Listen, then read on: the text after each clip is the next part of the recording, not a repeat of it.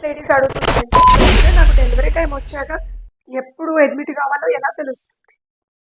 I'm doctor Sudha from Sudha hospital Hyderabad. కొంతమంది high risk deliveries అయితే మేము ముందుగానే చెప్తామండి, ఈ పలానా డేట్కి మీకు డెలివరీ చేయాలి కాబట్టి అడ్మిట్ అవ్వండి అని. అదే లో రిస్క్ అంటే ఫస్ట్ టైం ప్రెగ్నెన్సీ కానీ ఏ రిస్క్ ఫ్యాక్టర్లు లేని వాళ్ళకి మీ రెగ్యులర్ మూమెంట్స్ అవి చెక్ చేసుకుంటూ ఉండండి.